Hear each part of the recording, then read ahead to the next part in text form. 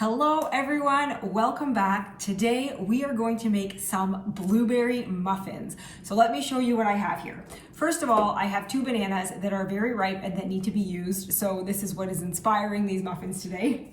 I also have some blueberries here that I have pre-washed that also need to be eaten soon. So also part of the inspiration for these muffins.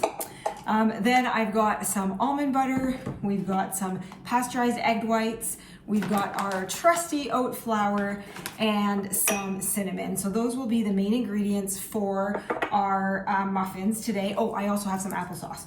So those are the main ingredients for our muffins today. Then on top of that, I've got a muffin tin, some coconut oil spray for the tin, and a couple of ramekins just in case we make more than 12 muffins.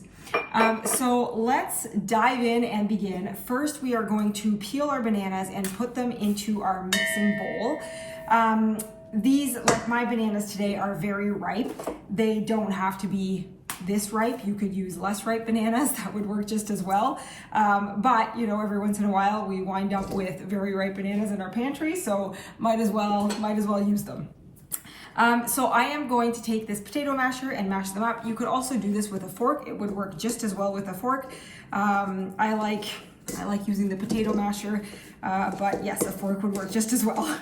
So anyways, we are going to mash these up until they are essentially almost like a puree. So just keep mashing until you get a nice pureed-like consistency, I guess.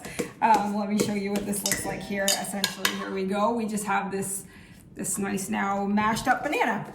So once that is nice and mashed up, we are going to put in our applesauce. This is just half a cup of applesauce, and it's unsweetened applesauce, so literally just apples, and I think a little bit of some sort of preservative in here, but anyways, just apples, unsweetened, so no added sugars. Then what we are going to do is we are going to add 1 tablespoon of cinnamon. So here we go, let's do our 1 tablespoon of cinnamon. That looks great. Alrighty, moving on. We are next going to put in our almond butter. For almond butter, I think I'm going to put in a full cup of almond butter today.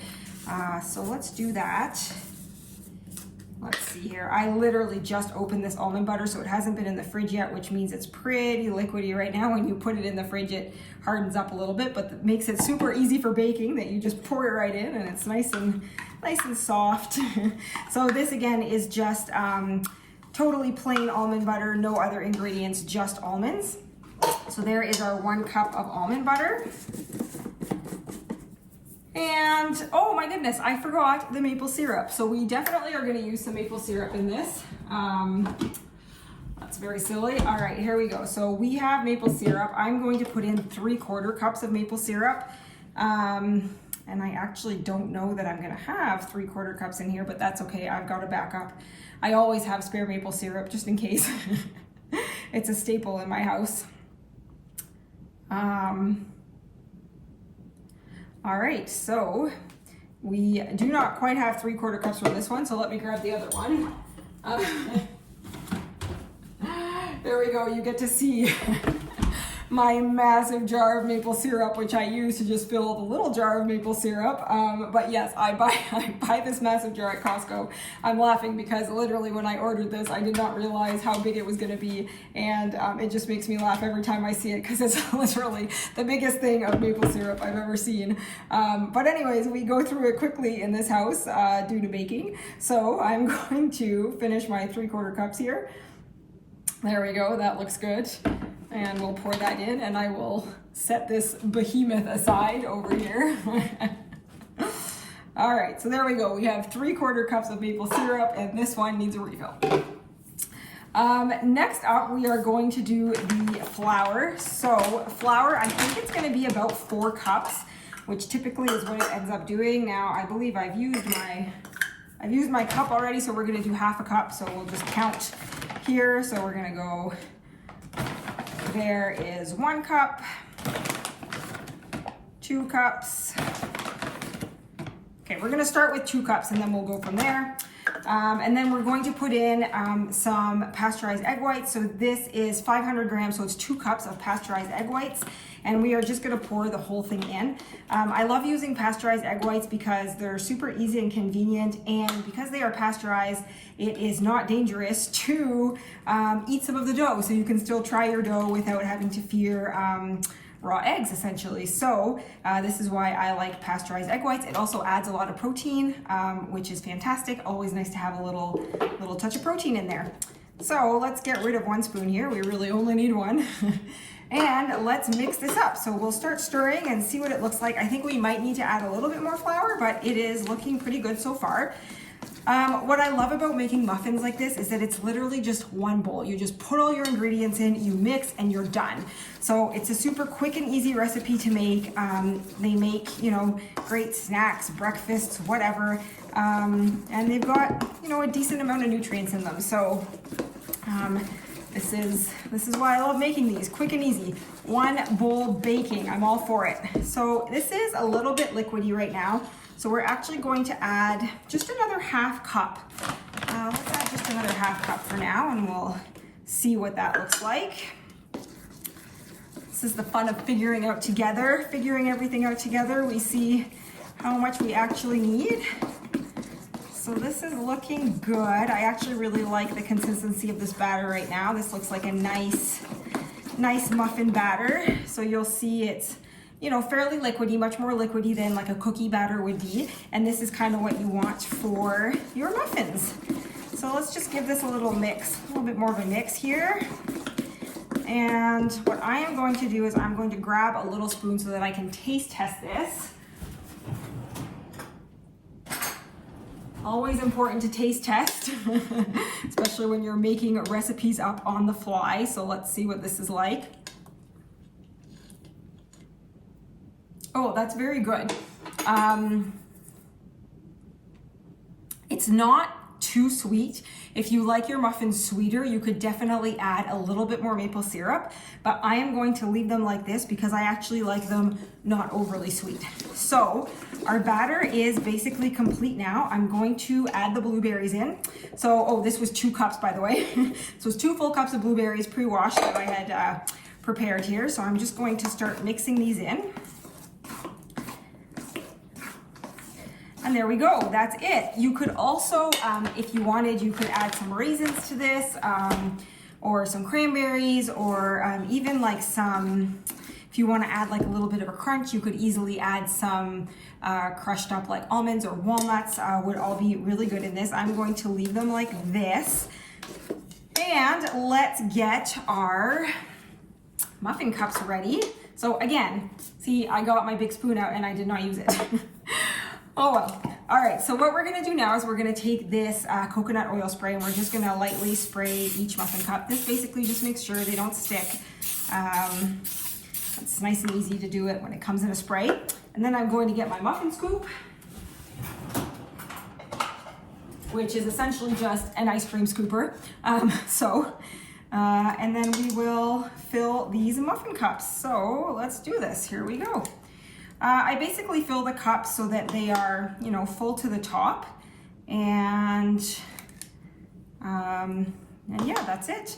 So I think this will make definitely the 12 muffins and then maybe the 2 ramekins. You could also just get another baking dish out, another muffin dish out, sorry, and then just fill a few more muffin cups. I like doing the ramekins because my husband likes his muffins to be a little bit bigger, so the ramekins end up being a slightly larger muffin, which he can then like take to work with him easily. I mean, he could also pack 2 muffins, but whatever, we do ramekins.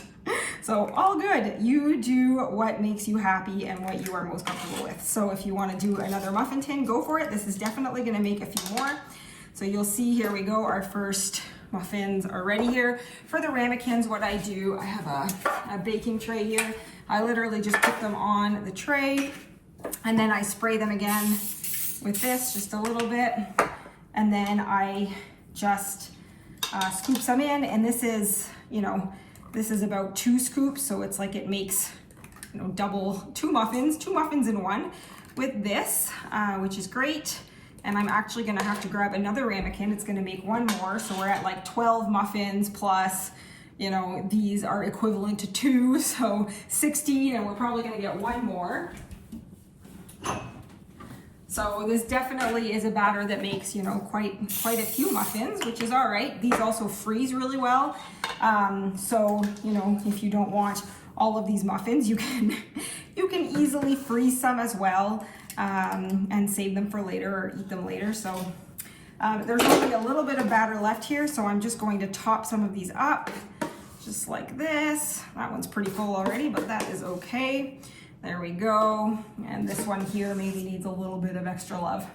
So there we go as I make a muffin mess. So now what I'm going to do is I'm going to put these into the oven on the middle rack at 350 degrees Fahrenheit. I did not preheat my oven. I never preheat my oven.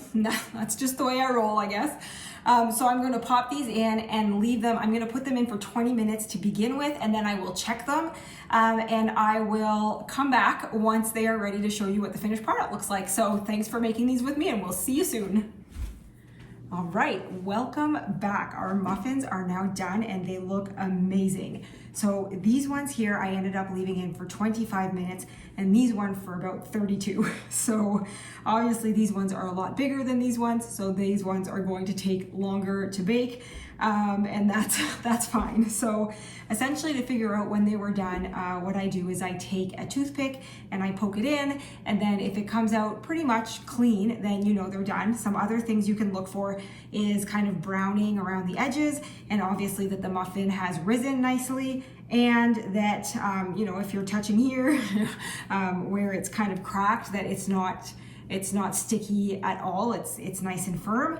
And the other sign, obviously, as well, is that the muffins have cracked on the top. As you can see, there's kind of cracking on all of them. So this is it. Our muffins are done. One thing I will note is that these muffins are definitely going to be denser than your traditional muffin. This is just the nature of the ingredients that we're using make them a little bit denser. So it's not going to be your like super fluffy muffin that you're used to from the grocery store, for example, but they're also a lot more nutrient dense. So you're getting a lot more nutrition in them than in some of the more traditionally baked muffins, depending on what's in them and where you're buying them and whatnot. So that's just something to keep in mind. Don't expect like a super fluffy muffin.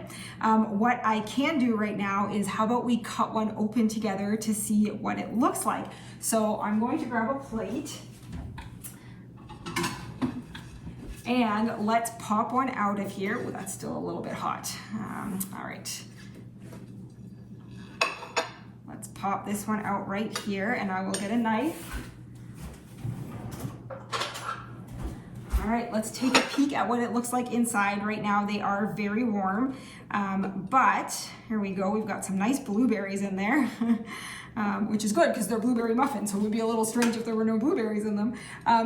But you can see they're pretty fluffy. They look quite nice, and right now they're obviously warm right now, so this is a great time to eat them. If you like warm muffins, you could add some toppings on them. You know, like you could drizzle some yogurt on them, or add some nuts, some granola. You know, there's lots of different ways that you can enjoy them.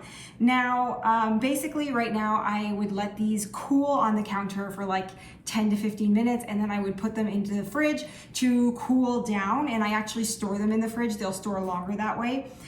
You can also freeze them. These freeze really well if you want to kind of, you know, maybe split them up because it is a pretty big batch. So basically if you were to make these as muffins as well, this would make 6 and this is 12. So yeah, it's a big batch of muffins, but if you have a big family, maybe you go through them really quickly. So anyways, that is all for now. I hope that you enjoy these muffins and that you enjoyed baking them with me. Thank you for baking them with me. And so have a great evening, and we'll see you in the next video. Bye.